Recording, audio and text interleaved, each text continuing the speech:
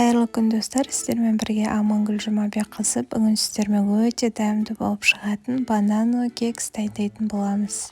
Кексіміздің құрамына ұн және темный шоколад керек. Менде жартылай темный шоколад пен фиолетовый шоколад араласқан. Ары қарай банан, қант, какао, қопсытқыш, жұмыртқа, сары май және арахисовый слайсы керек болады. Ең алдымен жұмыртқамыз бен қантымызды әппақ болып көпіргенше миксерлеп аламыз. Міндетті түрде көпіргенше миксерлеңіздер, өйткені қант ерімей қалса кексіміз көтерілмей қалады.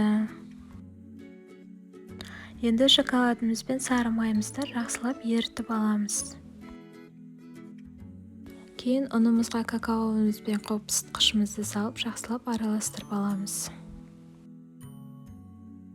Енді көпірген жұмыртқамыздың үстіне ерітілген сары майымыз бен шоколадымызды салып бір араластырып аламыз. Түсі фиолетовый болып тұр, бірақ қазір какао салғаннан кейін қара түске енеді. Енді ұнымызды бірте-бірте салып отырып, жақсылап миксерлеп аламыз.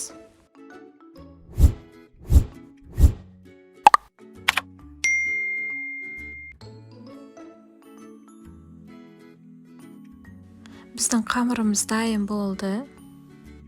Енді бананымызды вилканың көмегімен, я болмаса блендердің көмегімен жақсылап езіп аламыз.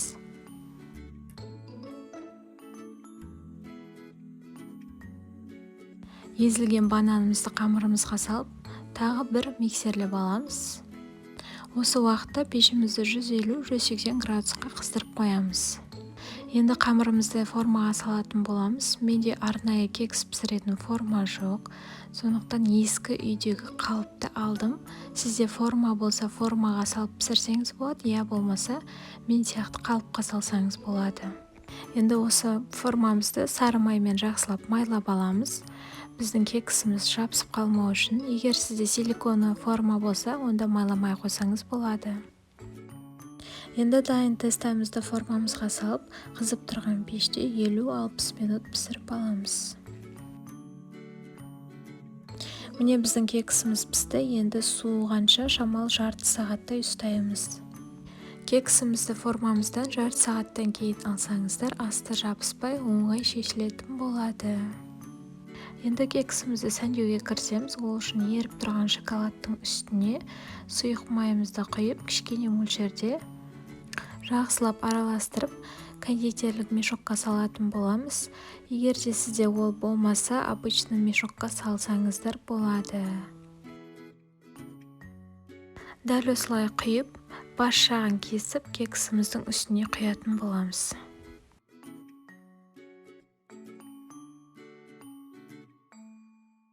Осылай барлығын құйып шығып, үстіне арахисовый слайсыларымызды себетін боламыз. Сізде ол болмаса, үйде грек жаңғағы болсын, арахис болсын, я болмаса кез келгенін қолдана берсеңіз болады. Міне біздің банановый кексіміз дайын болды. Енді дәл осы күйінде отбасымызға ұсынамыз. Достар, видеом ұнаған болса, каналыма тіркеліп, лайк басып, пікір қалдыруды ұмытпаңыз. Сіздермен бірге болған Амангүл Жұмабек қызы.